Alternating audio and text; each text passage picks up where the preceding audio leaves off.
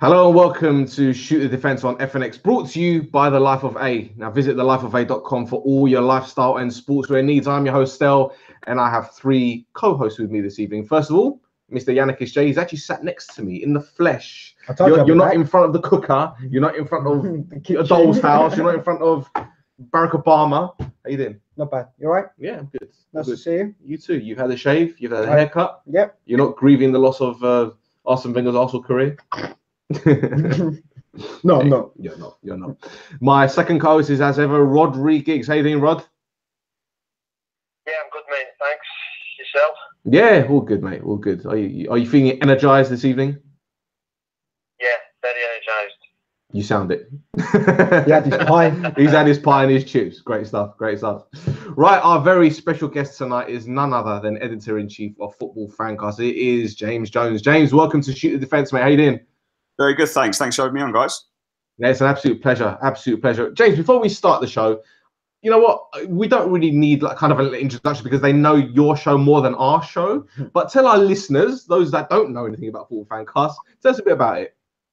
Yeah, so Football Fancast recently has gone a bit of a rebranding. We've gone from your normal transfer clickbait sort of website into more of an opinionated website. Sometimes trying to break the barriers of football opinion, trying to give people something a little bit different to think about on some of the big stories. Launching a lot of video content at the moment, a lot of infographics, a lot of statistical stuff. But it's the place to really go to if you want a different look at your transfer stories, as well as any other big talking points in Premier League football. Fantastic. And this is for all clubs around the UK, is that right? Yeah, predominantly Premier League and Championship. And obviously we'll be covering the World Cup this summer. And we do a lot of Champions League stuff as well. Superb. There you go. Wonderful. See what kind of guests we get on? Absolutely. People that know what they're talking about. Unlike you. I was going to say, why am I here? Right, now, before we go into our Premier League review, as you may or may not know from our Twitter, we've been speaking to the guys from the new football fan app called Pitch DMM. Now, I'm pleased to say that we'll actually be able to do on a weekly basis over the summer and next season is share some stats with you from the app live on air, those of you that are actually watching. Now, in order to make this work, we actually need every one of our listeners to download it. It can be done through the app or the App Store, should I say, the Play Store. And what I really want to do is actually bring a voice for our fans. Now, something we can use to get our voices heard, which is quite... Everybody can hear your voice. They can hear my voice from here to wherever.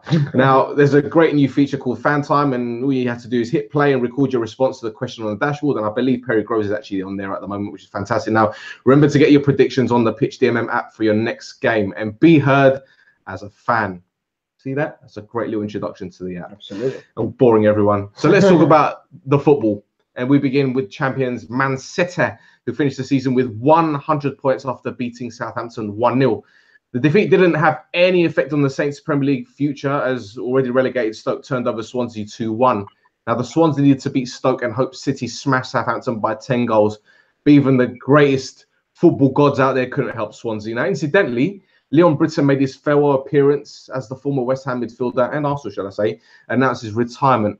Britton played in all four divisions for Swansea, making 536 appearances. Now, James, we can add Leon Britton to the list of players who should have played for England, can't we? I mean, I think he was extremely underrated, don't you think? I think he's underrated. I think, like a lot of players, English players in the Premier League era, he came through a time when there was a lot of competition for that role at England, wasn't he? He had at his peaks, he had to compete with the likes of Gerrard, Lampard for that midfield role.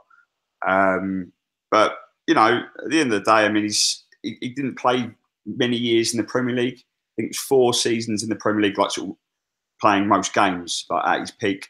And I think that probably counted against him. I think, as you said, he played in every division for Swansea. But when he got to that Premier League level, it was getting to the point where, you know, there was a lot of competition. He wasn't at the forefront of the Premier League. And I've always said that a lot of actually getting picked for England depends on who you play for. And that's no disrespect to Swansea. But had he been playing for maybe a top 6 club, he probably would have got 1 or 2 caps, I would have thought. But interestingly, he didn't actually represent England above under 16 level either. So I'd say he probably did deserve a call up, but you know, he still did pretty well to make over 500 appearances for Swansea. It's an incredible amount of games, especially in the modern day. What do you make of Leon Britton? Average player, to be honest. Really? Yeah, I think so. I'm just a steady midfield player. Just passed it left, right, hardly gave it away. It was like a David Batty, you know, for me. Oh, come on. You can't. That's harsh. Rod, come on, man. Save me. Yeah, he's a good player. He's one of them players that every team needs. You know, a bit of glue that keeps things going and keeps things together in that position. Very rarely gives the ball away. Yeah, decent player. Like James said, England have been rich with fantastic centre midfielders in his period, so it's obviously going to be difficult for him. I.e. Gerrard, Lampard, you know, even Carrick only got how many caps, and he should have got much more caps. So it was a tough position, but yeah, he was a decent player. If it was that good, he would have played for bigger clubs. Somebody would have taken, one of the big boys would have taken a chance. For me, you know. No, I'm not saying he's a top six player. I'm not saying he's a decent player. He was a decent player. He hardly gave the ball away. He was good on the ball, but it was a small guy as well, so maybe his physique went against him. But yeah, just a steady player for me. So that's why you were just a Sunday League player, because of your size? I was a good Sunday League. The way Jan's talking, he must play like Ronaldo. No, I was better than him, Rod, to be fair. But, you know, yeah, we'll talk about that later. Yeah, I mean. You saw me score in the cup final, by the way. Yeah, okay. Anyway. Don't get me started. Right.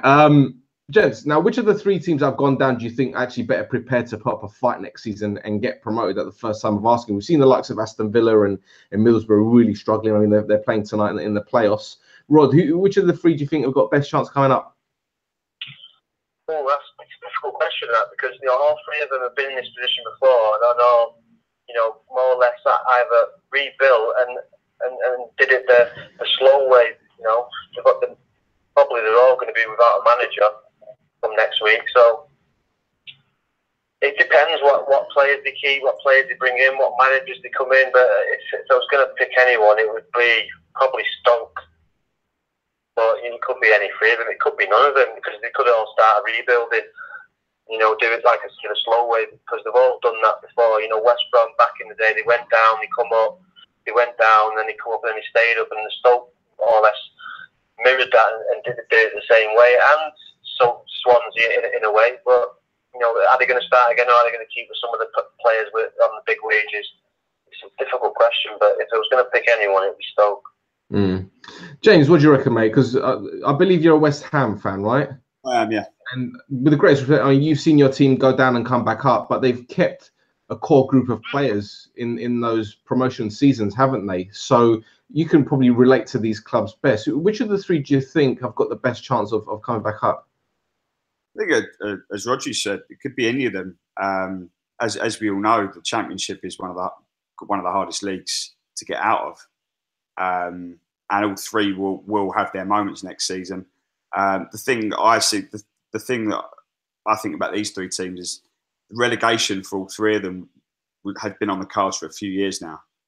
And as we've seen from the likes of Stoke since they were relegated, what's come out from the players about what's going on behind the scenes at the football club suggests that there's going to be a bit of a rebuild job at Stoke, which might suggest a little bit like what happened at Villa. I think they've just beaten Borough to get into the playoff final, but it's taken them 2 years to really get there, to get within a game of coming back up. So they needed to rebuild as well. And a lot of clubs have to go down there and reassess things, and that sometimes doesn't happen overnight. So I wouldn't be surprised if all three, not so much struggle, but you know, perhaps one or two have to rely on a playoff spot. But my favourite, if I'm going to go for one for automatic, it would probably have to be Swansea, just because I think they've got probably the strongest squad out of the three. What do you reckon? It's a tough one. It depends who they keep, what manager comes in. If Darren Moore stays at West Brom and he keeps a few of their players there, I think with the team, with the spirit that he's inherited since he's been there, for me it could be West Brom. But Stoke is an attraction, and Stoke have got a few bob as well, so maybe they'll attract better players in the Championship. So I think Stoke or West Brom out of the three, I'd say. And by all accounts, Stoke have got some decent young players, so maybe they get rid of some of the big wages. And you know, if these are decent young players, have a look at them in pre-season and see if they're good enough for the Championship. He's right, and the thing is, all three teams have got fantastic academies. We've seen Stoke, and some players really good as well. Exactly, and West Brom. So, you know, as you said, if Darren Moore gets that job full time, I don't see why they can't get it. Obviously, there's a lot of players that have relegation release clauses from all three clubs. I can't see the likes of James Rodriguez staying there. I can't see. Rondon won't stay there. Nah, of course not. Johnny Evans will leave. Foster probably. There you go. But you know, you got your Chris. Swansea could say the same as well. Abraham, the big centre forward, he's going to go back to Chelsea. They're going to lose a few of the players. So you know, obviously Stoke going to lose Shaqiri and obviously some other big players. So it's a proper rebuild job. And like James said, that league is so difficult. It's like every week, relentless, game after game. And they're all difficult. That's right. Hardest league. That's right. Well, James mentioned Aston Villa getting to the playoff final tonight, and this edition of Shoot Defence is dedicated to former Aston Villa and Bolton defender Jlloyd Samuel, who unfortunately tragically passed away this morning. Our thoughts and deepest condolences go to his family. And Rod, you messaged me within minutes of me putting out a tweet about it. Did you know him, or you knew of him? You spoke to him, or? I didn't obviously know him, but when I say know him, when I see him out, he'd always been say hello and say a few words, and he was always polite, and we always had a chuckle when we seen each other. But you know, it's just it's heartbreaking. You know, he dropped his kids up at school, and then you know, half an hour later, dead. So it's 37 years of age. Such a nice lad. So many. We say this every time someone passes away, but you know, he was such a nice kid, and everyone who I know who knew him well has got glowing reports to say about him. It was just tragic, you know, a young family, and he's obviously a young wife as well. It's just heartbreaking, it really is. Yeah, and you know, the past 2 or 3 seasons we've been doing this show, we've touched on a lot of deaths. I mean, there's a Chapecoense plane crash, which is a tragedy. We had Cyril Regis just passing away out of the blue. Now it's just. It puts things into perspective. I don't want to, lower the tone a bit and all that, but it's something that obviously we must discuss because he was, as Rod said, he was a great guy. There are a lot of ex-pros on Twitter, social media, saying nice things about him.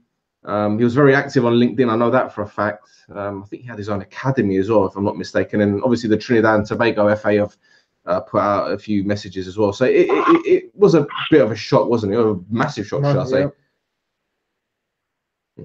Anyway, sad. Yeah, absolutely. Right, let's move on, shall we? Where was I? Yeah, okay. So MancItaly, they're the side known as the Centurions. 100 points. Is it fair that people have been kind of playing down their title success because they've been a bit of a failure in Europe this season? No, I don't think it's fair. I think they've been phenomenal. To be honest, as a United fan, seeing what they've achieved and what they've done, it makes me sick, to be fair. But you can't deny the football that they've played. They've played attacking flair football all season. The goals, the points, all the records that they've broken. You got to hand it to them. And let's face it, they played Liverpool in the Champions League. Liverpool and old mugs are in the Champions League final, and Liverpool played good attacking football as well. So that game could have gone either way. And if you look at City's kind of season as a whole, was it 4 bad games all season? The rest have been near enough perfect or spot on. And, you can compare City to your Uniteds of the past that won the treble or the Invincibles. For me, this team is the best team the Premiership has seen. Really? Yeah, I think so. The fact that they're going nearly into every game knowing that they're going to beat you 3-0, 4-0, 5-0. With Arsenal, with United, they were unbeatable, Arsenal, but they had a bit of luck during that time that they didn't lose a game. Well, City didn't. I seem to remember they played West Ham at home and they struggled. I seem to remember they beat them 2-1. I'm not saying results. I'm just saying the consistency of what they've lost 2 games all season, 4-3 to Liverpool and 3-2 to United, which was a fluke, to be fair. United just turned up second half. If you look at the season as a whole, they've trounced nearly everybody that they've played. So for me, I think they're the best side the Premiership has better than the 99 United side that won the treble. Well, United only turned up after Christmas, that 99 year, because they went unbeaten after that. Yeah, the United were a good side. The squad was really good, but you know, you can argue, you know, Arsenal's, you know, invincibles. They went unbeaten. So you can say, well, they didn't lose a game. City did.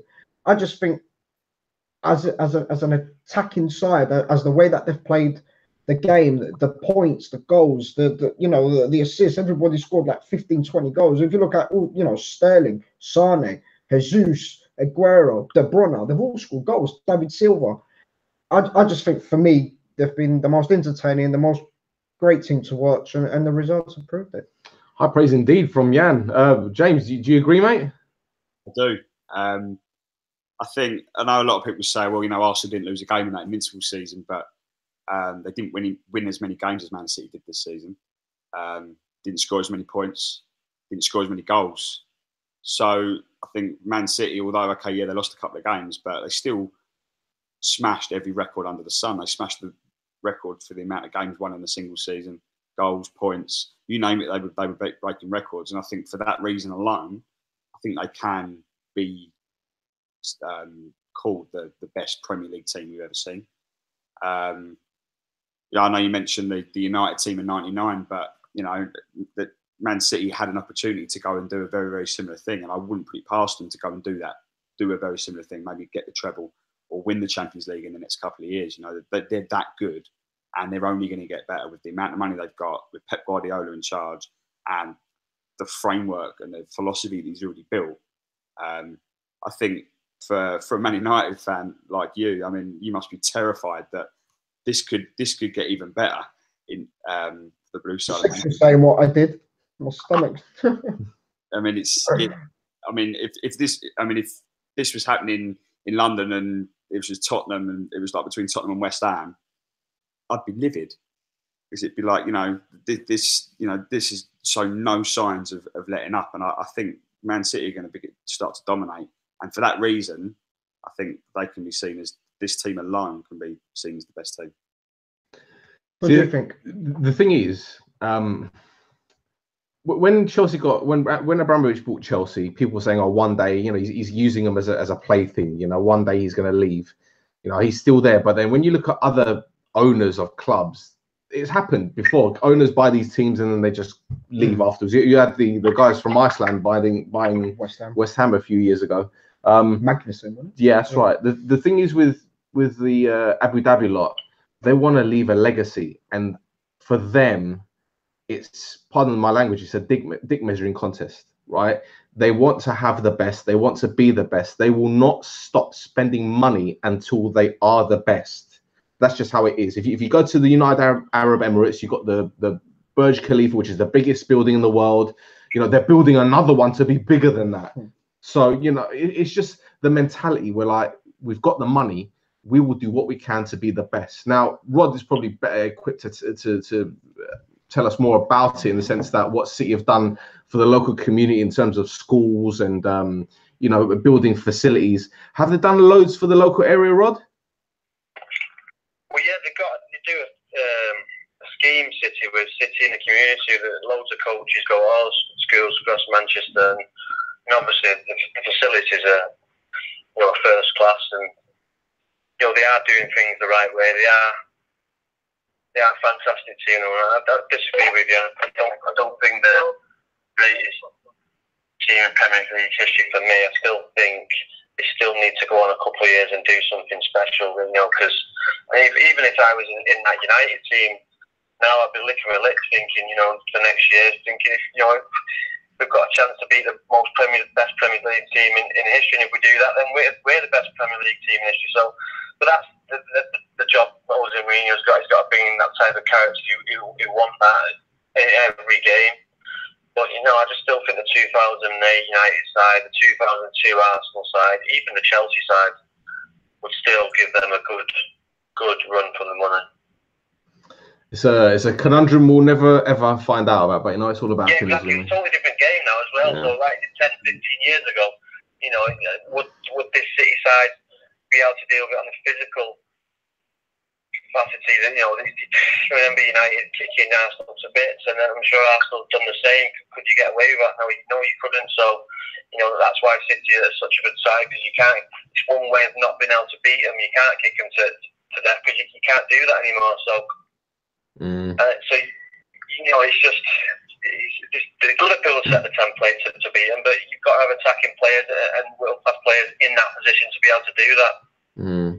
Yeah, I can imagine a Thierry Henry in his prime against Vincent Kompany. Yeah, exactly. Just like look at the top three for City: Aguero, Sterling, and Sané. Are they better than Tevez, Rooney, Ronaldo? I just go through the team and I think, I don't know. It's difficult. Players maybe not, but as a team and what they've done, I think they've been the best. I mean, you can always say, they won the league and Champions League, that team, Jan. City haven't done that. They've won the league. They got knocked out by Liverpool. Yeah, but this is what we're discussing. Are they the best Premiership team that we've seen? And for me, it's yes. Premiership team, for me, it is, yeah. Because of everything that they've achieved this season. You know, they finished, 19 points ahead of United? That's like nearly... Yeah, but you get a record for that. It gets broken. It's like the Arsenal team 2002. They've gone unbeatable. Yeah, it's a record, but really, you don't really get anything for it. You're not in the game to go, what, go and beat them. I'm in there to win trophies. That's it. All I want to do is win trophies. I don't give a shit about records. All I want to do is win trophies, and that's what it's all about. Not getting 100 points, 100 goals, because that'll be broken. Records are there to be broken. You can't take away trophies. Well, if it gets broken, then I'll probably say the next team that breaks are the greatest team in the Premiership. But I don't know. For me, they are. People said they won't be. Usain Bolt's record won't be. I'm sure it will be eventually, but record will be broken. You can't take away that Champions League final, that Premier League that year. City failed to do that this year. If they do it next year or the year after, then by all means they were the greatest team in Premier League history. But with me, they've still got a couple of years and see what they can do. Good point. Put you in your place there, didn't he?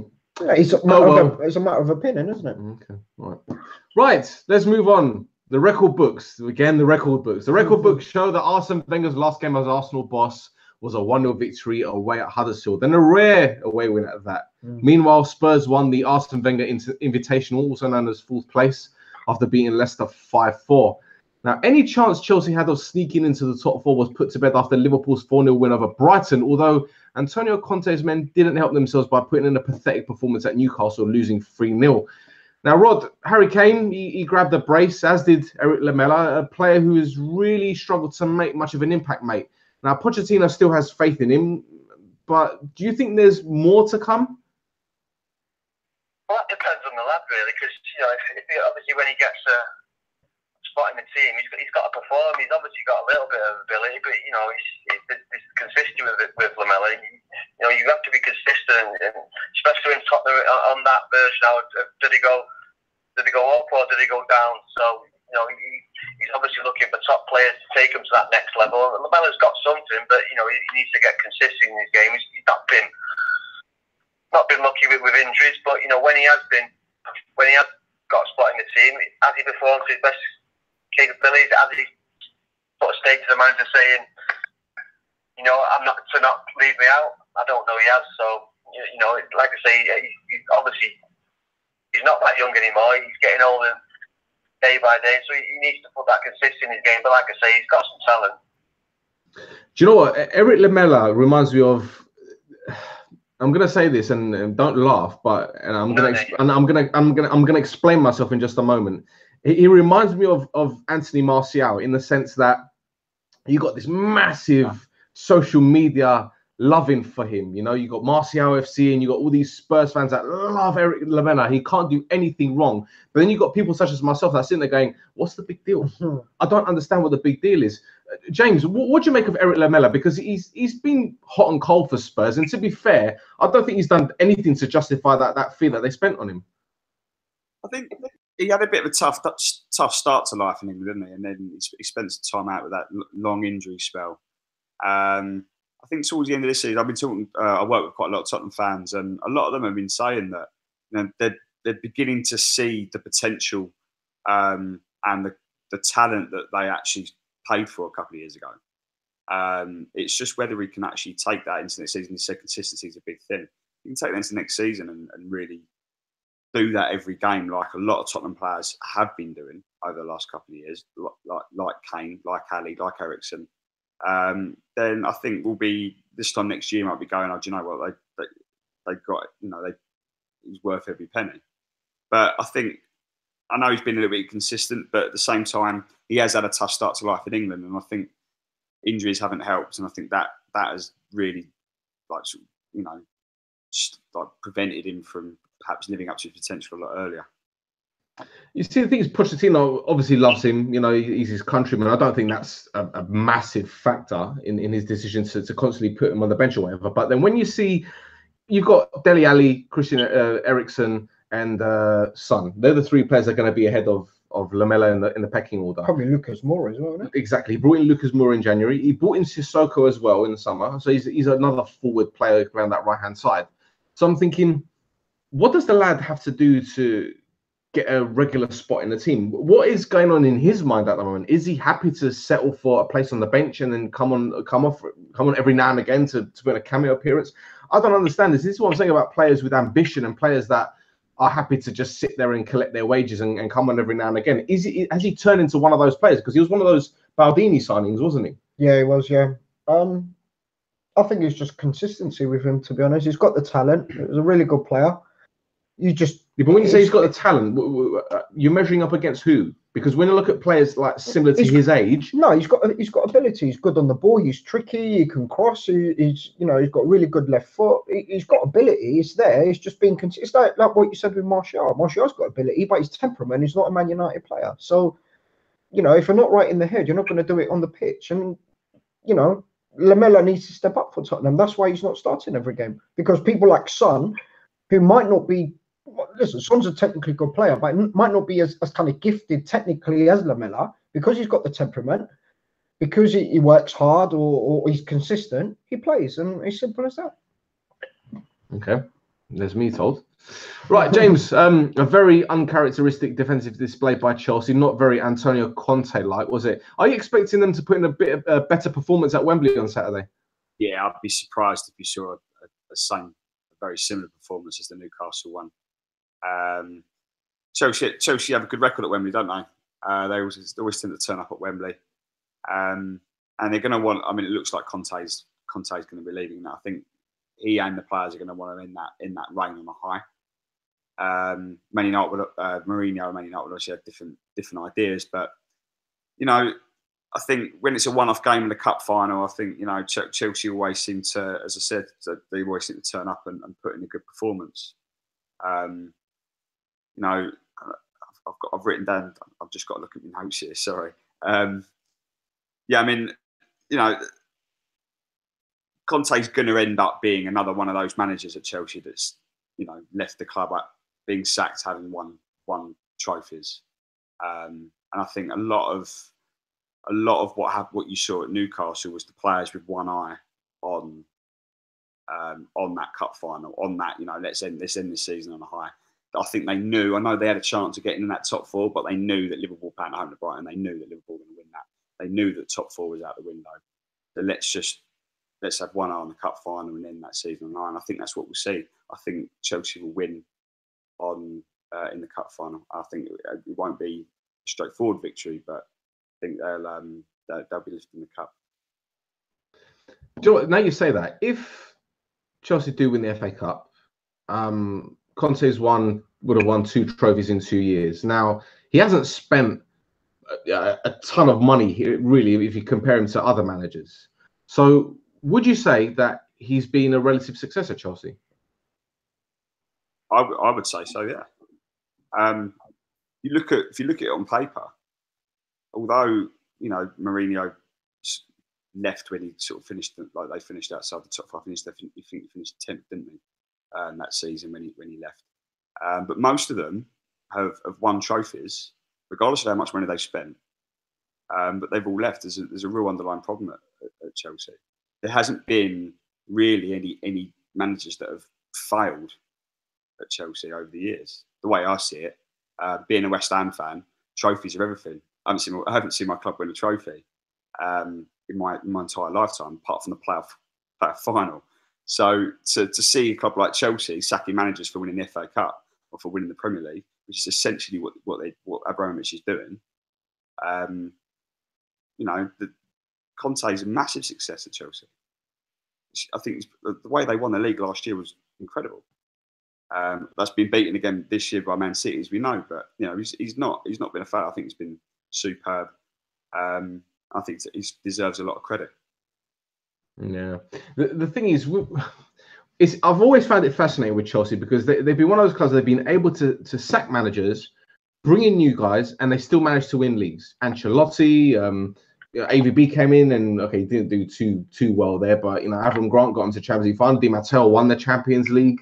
Benitez won the Europa League. So they've been chopping and changing managers. But the one thing I can say about that is that these league winning sides, these Champions League winning sides, they've had the same core players. They've had the core there with Cech, Cole, Terry, Drogba, Lampard, those players. But now they don't have those core players. They don't have the players that are in the know kind of thing. Okay, Cahill's still there. Hazard, I don't think his heart's not in it. Yeah, you could tell he's not ingrained in the Chelsea DNA. He's not that kind of player. So I think the next manager that comes in, I think Chelsea. I don't think Chelsea will win the league for a long time. I'm talking maybe 5 or 6 years until they get their house in order. Because right now it just seems that they're willing to sack Conte because he didn't win them the league in the second season. Okay, they had a disastrous Champions League campaign, but I just don't understand what they're trying to do. They've got the whole Moneyball thing with these players going out on loan as well. So are they going to start using these players? I mean, their youth team is fantastic, So I'm not entirely sure what is around the corner. I mean, we mentioned Sarri possibly taking over. Would he make them that much of a difference? Chelsea have brought in a lot of players in that team, in that squad this season. Just because it hasn't worked out, or the money has been big. How many has he brought in? 8, 9 players, if I'm not mistaken. Sappacosta, Emerson, Barkley. Barkley's been a disaster. How much did they spend for Barkley? 30, 40 mil? Morata hasn't been a success. What was he? 60, 70 mil? Morata? Jude. Drinkwater? Bakayoko? Probably one of the worst signings in the Premiership. Rudiger?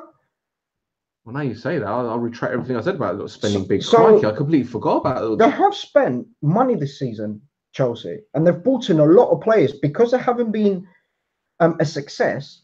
People are talking about how there weren't his players. Well, whose players were there? He was the one that inherited. He's the one that bought them. He bought Kante last season. They won the league with him, didn't he? So just because his signings this year haven't been great doesn't mean. Did he buy David Luiz as well? Bring him back. Brought him back, yeah. So for me, their season has been really poor. From maybe the players need time to gel. Maybe he's brought too many in, but brought Giroud as well, didn't he? Yep. So wow. Now you think about it, crikey. See, I'm getting old, mate. I'm forgetting these things. Not as old as Rod though, but yeah. Had to get one in. Right, Jan. United prepared for the cup final with a 1-0 win against Watford as testimonial pace. Really. Yep. Rashford played up front on his own. He grabbed the winner. Were you happy with the performance? No, not really, but it's nothing.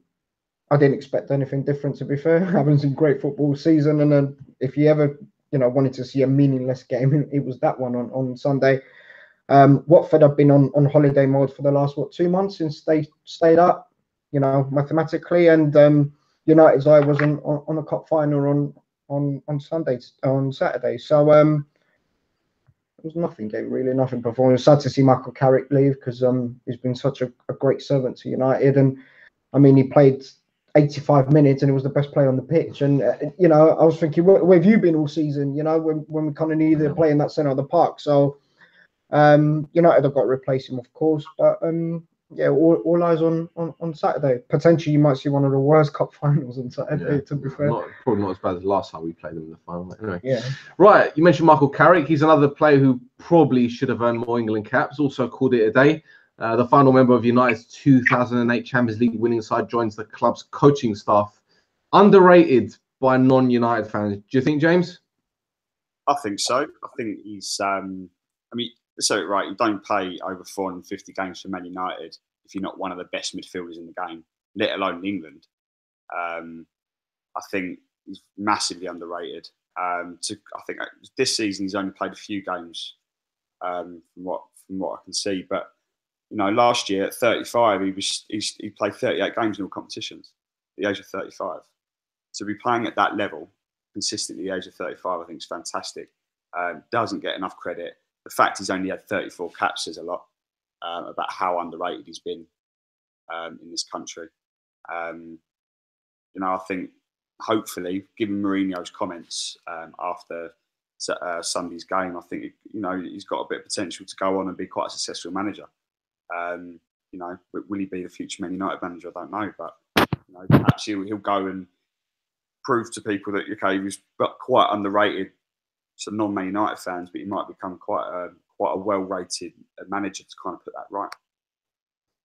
That's a very good call, because he does seem like a very level-headed guy. He's tactically astute when it comes to being on the pitch, player awareness, and he's got this fantastic range of passing. I mean, I remember as well. I mean, when we signed him in 2006, £16 million. People are like, £16 million. When you look at him now, that £16 million is a bargain. When you look at the amount of money, even the amount of money United have spent on midfielders in the past, Anderson and whatever, what I'm talking about. So I think he's been a fantastic player. Rod, what do you make of Michael Carrick overall?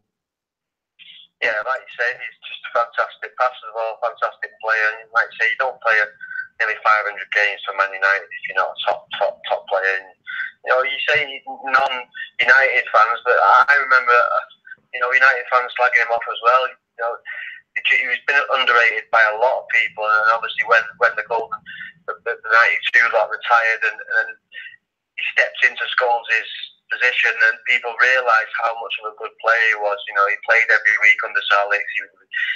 He could pass left and right. And, there's probably one player in the Premier League, an English player that can pass the ball like him, and that's John Joe Shelby. No one else in an England side can pass the ball like him, or English players in the Premier League today. So yeah, he was just a fantastic player, quiet lad, went about his job, no problems, good family man, and he delivered on the pitch. He'd probably like to score a lot more goals, but that wasn't his game. That was his game was dictating the game, like almost like a quarterback. And like I say, he was a fantastic player, and he'd be sorely missed. You? Very underrated, but he's always been underrated. At West Ham when he first started, and then when he went to Tottenham, and then United. I think it's probably his image, the fact that he's not on social media. He doesn't, you don't hear about Michael Carrick. He's just a quiet lad. He's a bit like Scholes, isn't it? He does his job on the pitch and goes home to his family. And for a player who can play in a position at United he did for so long, people spoke about Michael Carrick that he can't tackle, or you don't see him tackling. He didn't need to, because his positioning was so good that he can intercept anything, and he didn't need to tackle. Because he was all brain knuckle Carrick, of course, absolutely, and he will be missed at United 100%. But I'm glad he's got the coaching role, because whatever he's learned over the years, and his style, hopefully he can implement to the new core of United players that come through. Let's not make any bones about it. United's academy has been it's been at 6s and 7s for the past 8 or 9 years, I'd say. 8 or 9 years. The players that have come through haven't been good enough. And I think that stems from, not having someone replacing Brian McClair. Obviously, Nicky Butt's come in and he's doing what he can. McKenna's been doing well at the under-18s. But I think with Michael Carrick there, you've got a lot of youngsters that obviously look up to him, like, Angel Gomez and Chong and all these other players. So there's a lot of advantages of him being there. And obviously, a player with so much experience, so many titles, so many trophies under his belt. If you can't learn from him, then you shouldn't be at a club. In fact, you should be playing football if you can't learn from him, as far as I'm concerned. Yeah, 100%. But anyway, right, let's move on. Let's move on to another player that is really making waves this season. And Mo Salah, he's been an absolute revelation. He's unquestionably deserves a Player of the Year. He scored 32 league goals this season. He's got 44 in 51 games. Absolutely remarkable. Now, James, I awarded Liverpool the Champions League trophy after the first leg win over AS Roma a few weeks ago. This guy laughed. They got to the final. And I just base it on Salah's form. I based it on how Ronaldo kind of guided United to the Champions League in 2008. It's a similar sort of form. It's a similar kind of momentum. Do you see any flaws in Mo Salah's game, though? The only flaw I've seen this season, and it's kind of contradictory to what he's gone on to achieve, actually, is that he has seemed to miss a lot of chances, a lot of clear-cut chances. But then he's made up with that with scoring 44 goals in 51 games. Other than that, he's slotted in really nicely in Klopp's style of play at Liverpool. He's the perfect type of player for what Klopp wants to achieve. The way that he, Mane, and Firmino link up together in that counter attack is devastating. And because of that, I just think if he could maybe put the ball in the back of the net a little bit more often, when rather than miss those chances, which sounds ridiculous given how many he scored, then he could be even better than what he is now. The real big question now is that can he take this form, one, into the Champions League final, which I think he will do because he's a big game player, but also into next season.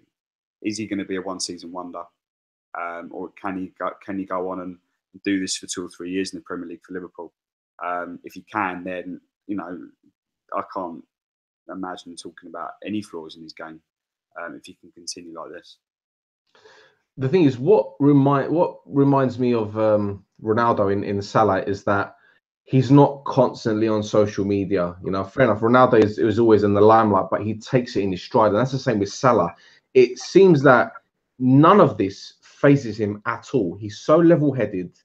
We've heard what he does in Egypt, building hospitals and whatnot, which is actually fantastic, and he just seems like this guy that, as I said, nothing seems to bother him. He just takes it in his stride, gets on with it, plays the game, and that's it. Go home, pray, do what he's got to do, and that's it. Yeah. It's incredible. I hate to admit this, but I actually like him. As a United fan, I shouldn't be saying nice things about Liverpool, but I like him. He doesn't come across as an arsehole. Do you get what I'm saying? You can tell that he's very, very humble, and that I've got a lot of respect for him. But anyway, let's move on because we've done enough Liverpool niceties this season. And City. Yeah, City, yeah, right. Now, West Ham ended their season with a 3-1 home win against Everton. Lanzini and Arnautovic, who else, with the goals. Now, James, I'm going to ask this one to you, mate, before I ask the rest of the guys. Yesterday, reports claim that Marcus Silva was in line for the West Ham job. Now, apparently he's sit for the Everton job now. Sorry, mate. So, what does it actually mean for David Moyes and Big Sam? How do you think they've done at their respective clubs? From a West Ham perspective, I think David Moyes has done exactly what he was asked of him. So has Sam Allardyce at Everton, really. Came in, the job was to stabilise the club, keep them in the Premier League. Both managers have done that. I just think being a West Ham fan, particularly with that stadium move, it's all about supposedly going on to that next level, aiming for a top 8 finish, top 6 finish if possible.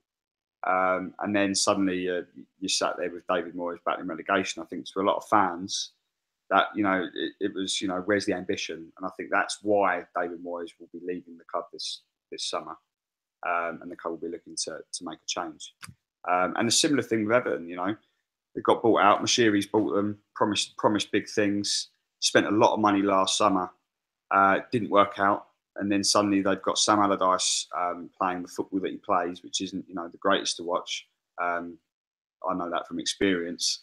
And then they've had and I think they finished 8th in the end, didn't they? So on paper that looks a good season.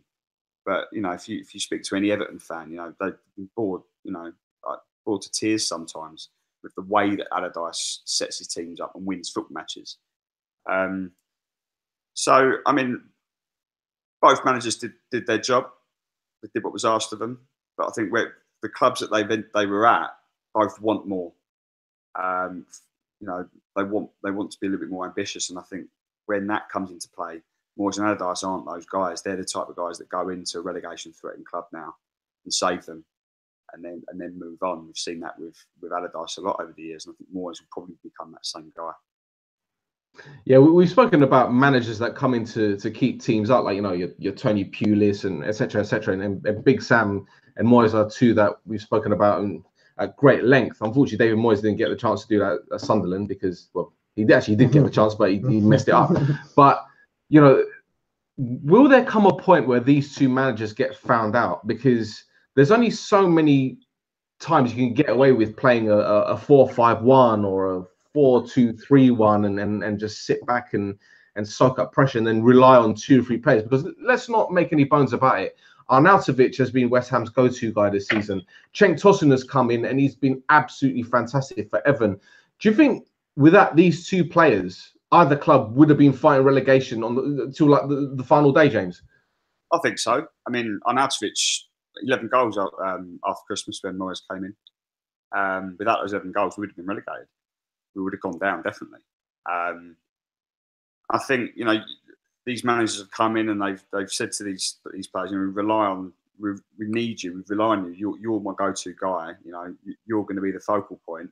Everything's up to you. And I think where Arnautovic is concerned, he needed that arm around him to go, right, you've got to be our hero. You're our best player. Go and do it for us. You know, and I think Tosin's probably the same. I don't know how many goals Tosin scored for Everton.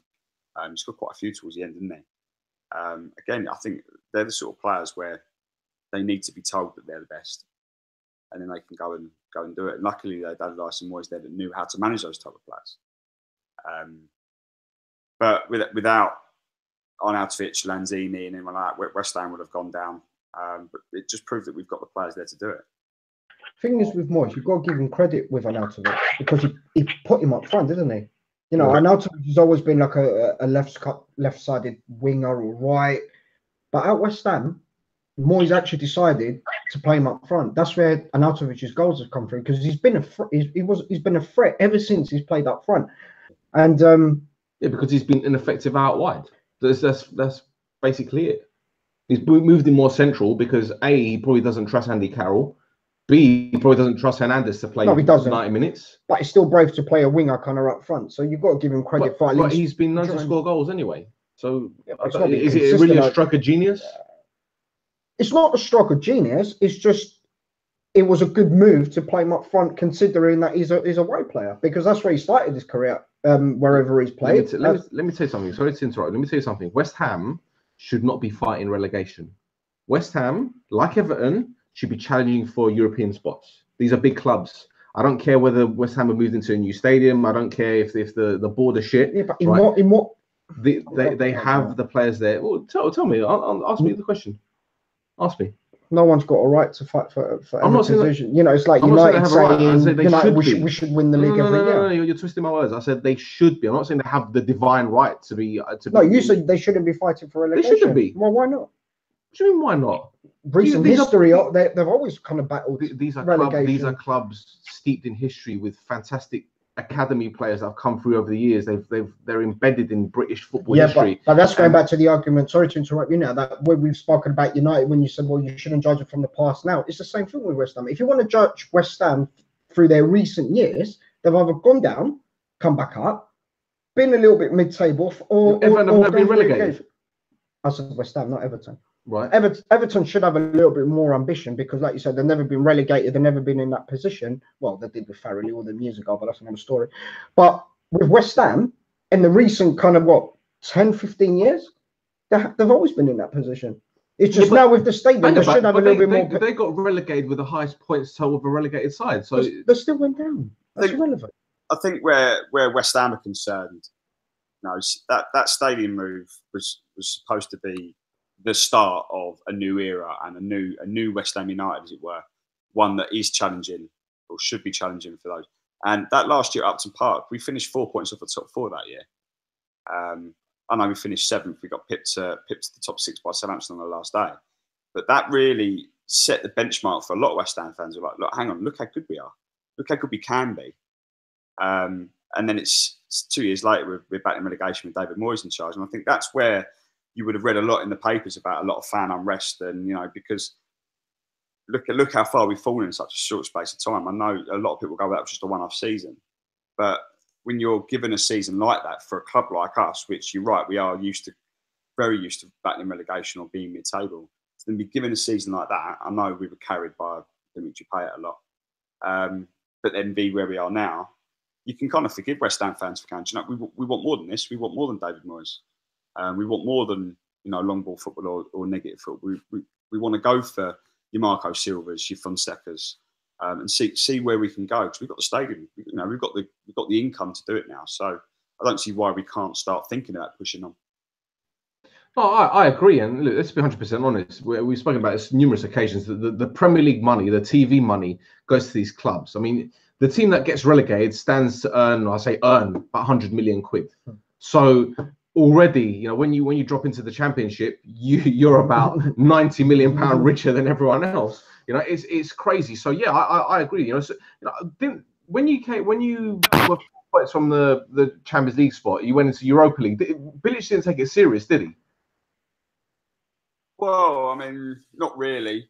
I mean, it didn't help that we were starting in like the first qualifying round. So we ended up having last season starting like 3rd of July that year, I think, or something like that. So, I mean, we were starting a lot earlier than everyone else. So he knew that we had a longer season to deal with. But I mean, he did take it relatively seriously. There was a few youth players, young, like 17-year-olds, that got a chance. But you know, like the likes of Chet Kouyaté, Manuel Lanzini, you know, a lot of first team players were involved in those qualifiers. We just weren't good enough.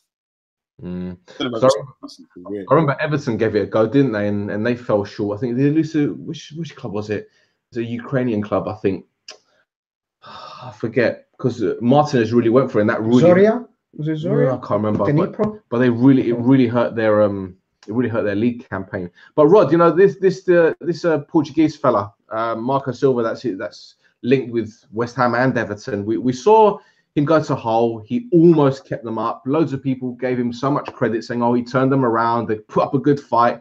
He went to Watford, started the season really well, and then his head was turned by Everton, ironically, and then the season went to shit for Watford. Now, if he goes to either Everton or West Ham, can he be trusted? Because let's be 100% honest, and I'm going to go into this story later on. There's a team in Portugal that's having a few issues at the moment.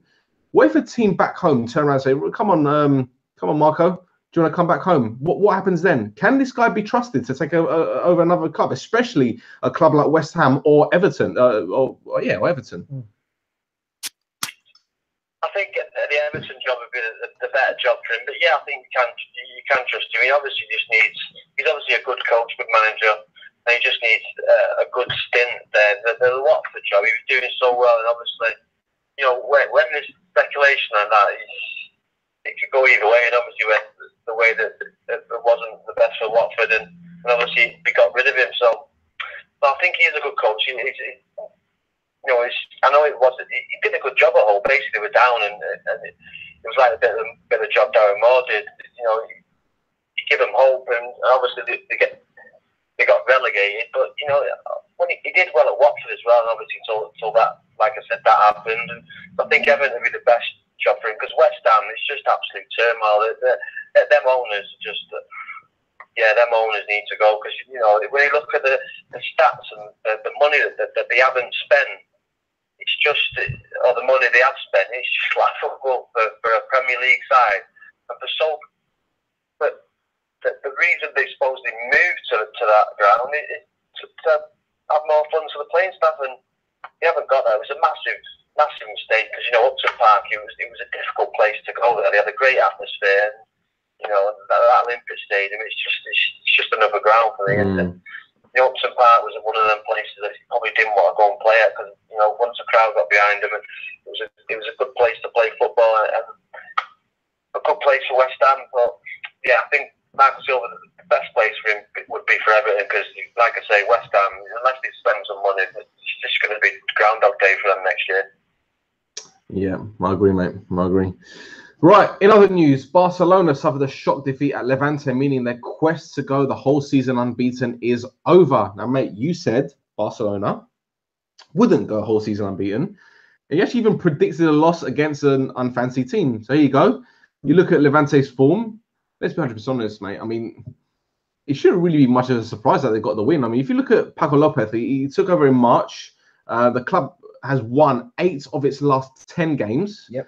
They've gone from 1 point above the relegation zone to 17 points clear. I mean, this is a remarkable turnaround. Any other season in La Liga, he'd be manager of the year, wouldn't he? You just took the words out of my mouth. He shouldn't he? For what he's done at Little Levante. Innit? Did you watch it on? I caught the last half an hour, and it was extraordinary game of football. It was absolutely brilliant. But listen, you got to give Levante absolute credit. I mean, I don't know with Barcelona if it was a case of complacency, thinking because they drew with Madrid the week before that was it. They're going to go unbeaten. Of course, there was no Messi as well, but I don't know. They were 5-1 down. Yeah, Barcelona didn't look at the race. It's like they looked. He's not talking to us. They looked uninterested, didn't they, Barcelona? To be fair, and Yerry Mina didn't have the greatest games at the back, did he? He looked absolutely appalling. He's another La Masia product, isn't he? They bought him from Ecuador, didn't they? And then he spent time in La Masia.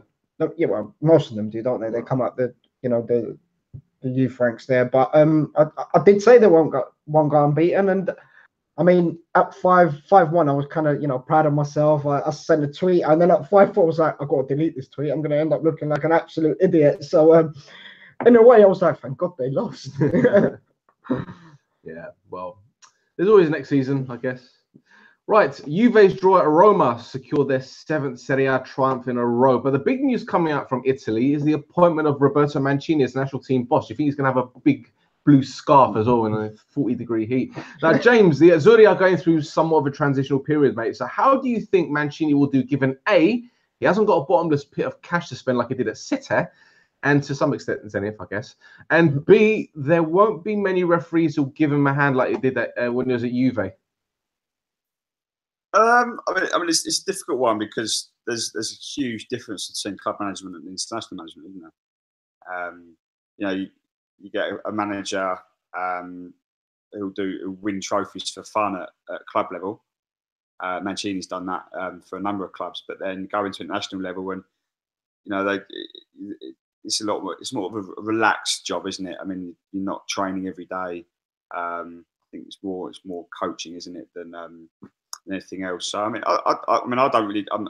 As I said to you earlier, I mean, I don't know a great deal about Italian football. The Italian national team is not my expertise, but I think it's definitely a rebuilding job there, isn't it, for Mancini in Italy.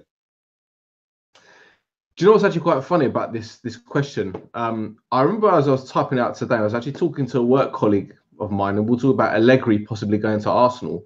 And I said, there won't be many referees who'll give him a hand like they did when he was Juve boss. And I actually wrote this in the question. And now I'm reading it back, I'm like, Mancini never managed Juventus. That's why I looked at you like that. And I was like,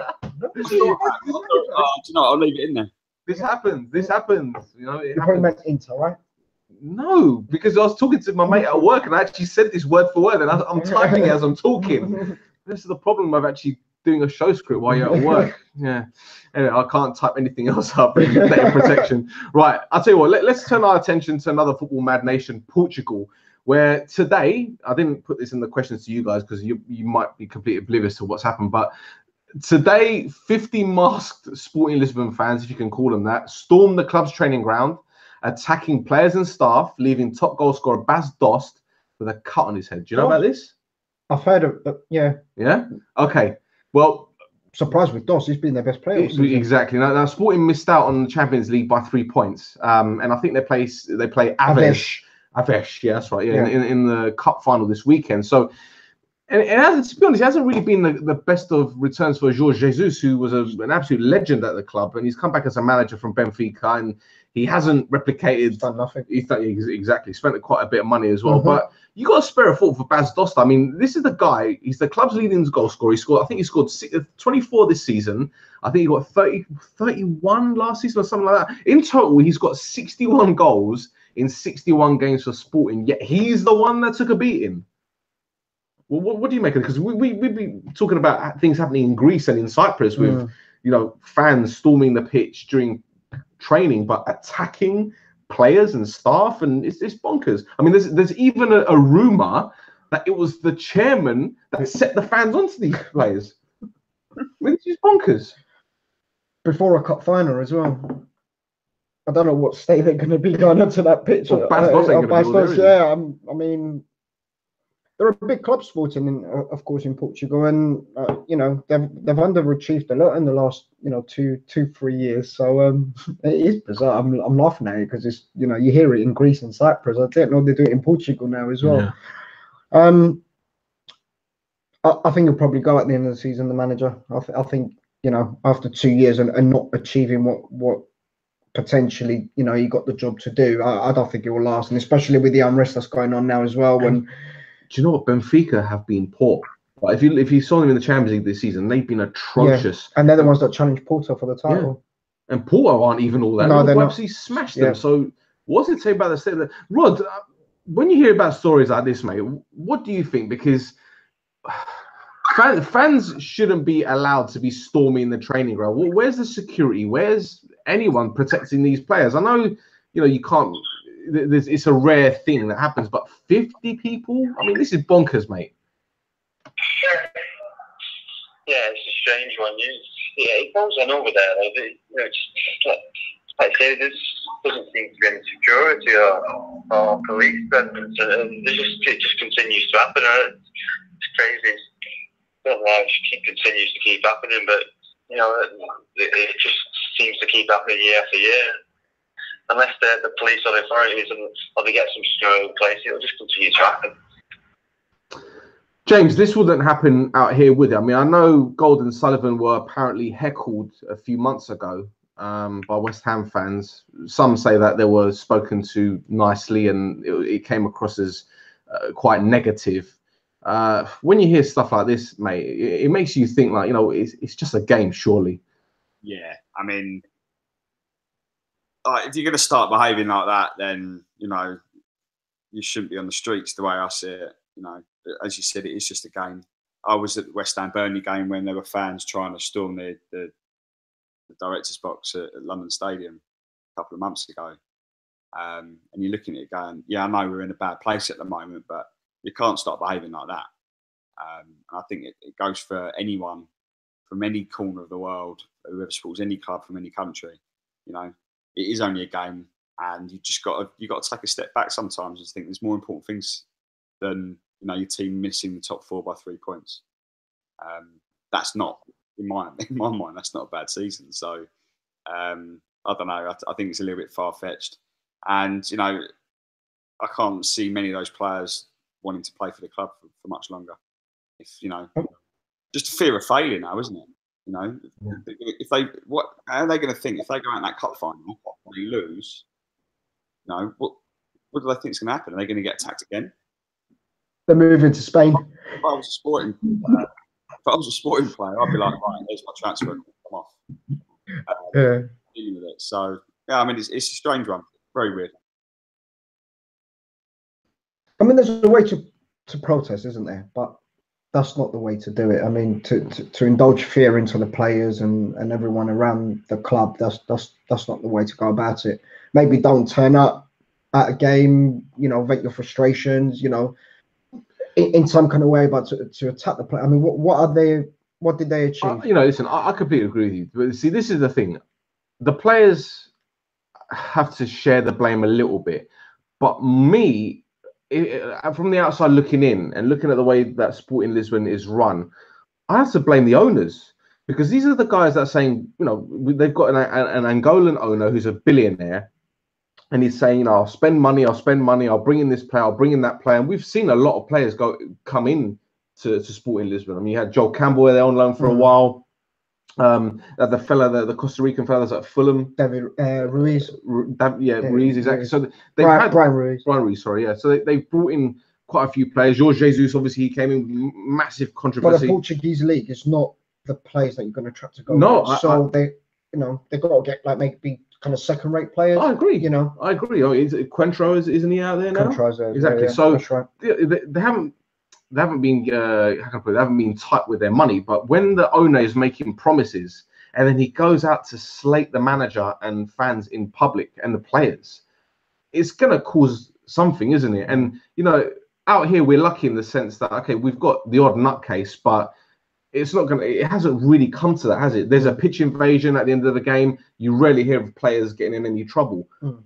On the continent, though, they do not take any shit, and that's the thing. They storm onto the pitch and beat him up on the pitch. Yeah. They'll do that. Yeah. Go to somewhere like Serbia, like Partizan Belgrade or Red Stel Poland. Yeah. Turkey. Blimey. Yeah, less said about that, the better. But yeah, it's bonkers. And this is news I just broke today, so... Anyway, right, we end our story, or I end our show with quite a bizarre one, really. The Republic of Ireland's under-17s crashed out the European Championships in controversial manner. Now, goalkeeper Jimmy Cochran was given a second yellow card and sent off when the referee deemed he'd advanced from his line before the ball was struck in the penalty shootout. Now, as per the new laws introduced last year, a goalkeeper can only be replaced by a player that's finished the game. So central defender Mr. McIntyre, I don't even know how to pronounce his first name, so I'm not going to try it, went between the sticks but couldn't prevent Daishwan Redan's penalty from going in. I know rules are rules, and I know the Dutch goalkeeper did something similar earlier on in the shootout. James, can you understand Martin O'Neill's rage afterwards, because he went running after that referee with an iPad? Yeah, I mean, all goalkeepers jump off the line before a penalty is taken. I mean, I can't remember the last time I saw a penalty where a keeper didn't come off his line. And I think, particularly at that age group, under 17s, I think I know they always say, school of hard knocks and all that, but I think it's very, very harsh and, a bit jobsworthy, really, isn't it? Just to go, oh, no, I'm going to send you off in a game like that. And they're essentially still kids. They're still, I'm not saying they're still learning the game and they're learning the rules, but these players, it's going to knock that player's confidence, isn't it? Quite a lot. And I think referees got a bit of responsibility to think about the moment for a little bit and go, hang on, like, okay, I'll penalise him. I'm not going to send him off. That's it's a little bit too far fetched. But we see it all the time, don't we? Referees making rash decisions in big moments. And I think although this isn't a massive game, at that age group it is. So, he still has that responsibility, and I think he completely overstepped the mark.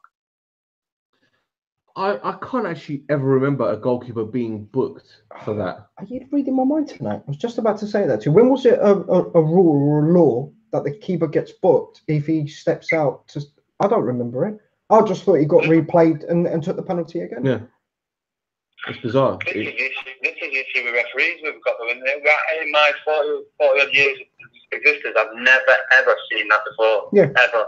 Correct. And so where's the consistency? Where's the template for him to send a young kid, like James said, that could if he's not a strong character, it could damage his career. And it's just a bit of common sense, referee. Come on, it's just a ridiculous decision, and it's just that referee should be put on leave or put on a course, or just, I don't know, something needs to be happening, because that was just a ridiculous decision for a young kid. All right, for a man it'd still be a ridiculous decision, but for a 17-year-old lad, after making a fantastic save, book him and to send him off is just like I say, it's just ridiculous. The referee, it's just no consistency. This is the problem we have with the referees. I've never ever seen that before, and then he sends him off in a massive competition for the lad. It's just shocking. The thing is, when you watch it again, the referee waits about 10, 15 seconons before making his decision. It's not even though back is a yard or two. We're talking inches here when the ball's struck. It's just a ridiculous decision, and hopefully that kid's got good people around him and he can get through, because it could damage a lad's career if he's not mentally strong enough to deal with something like that. He was distraught. He was on the EID. He was gone, wasn't he? I felt sorry for him. Anyone would be distraught, but it's the aftermath. Having people supporting him, is he going to get through it? We just have to wait and see. But like I say, the referee was just a common sense referee. Come on. I mean, if there's any referees or people kind of know the referees law, I like for them to kind of come out and say if there is a rule or a law that you get booked for that, because like you said, I've never seen it. I don't know if it's like a new rule that's come out maybe that we don't know about, but I'm trying to recall a penalty over here that if a keeper. The only time I'd say that had done that is that if the goalkeeper was time wasted, because you see a goalkeeper trying to put the striker off, but even then he wasn't doing that.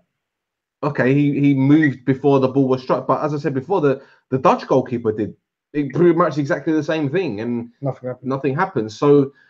Okay, you're going to get your conspiracy theories. You're going to get people saying, oh, the referee's paid off, whatever. But I just think that, as you said, Rod, common sense has to prevail, man. I mean, these things are going to happen. A goalkeeper is going to do that. Every goalkeeper does that. It's gamesmanship, but there's nothing in the rules or the laws of the game that says a goalkeeper's going to get booked for encroaching his line. And the thing is, as I said, it's not as if he took a yard forward or 2 yards forward. It was left, it was to his right, wasn't it? Keeper's right. Yeah. It's a ridiculous decision. Madness, absolute madness. But that's football, isn't it? You're going to get stories like this every week, and I'm sure next week we're going to go on. You are, but you know, it's 17-year-old lad like James, and you have to use common sense. You can't. Oh, it's just a ridiculous decision. I'm just like I say, I was shocked when I seen it because, mind you, I don't know how anything shocked me for Rob, but this was just felt so sorry for the lad because he made a fantastic save. Then he gets sent off and he's distraught, and you know, ultimately his team go out of the cup.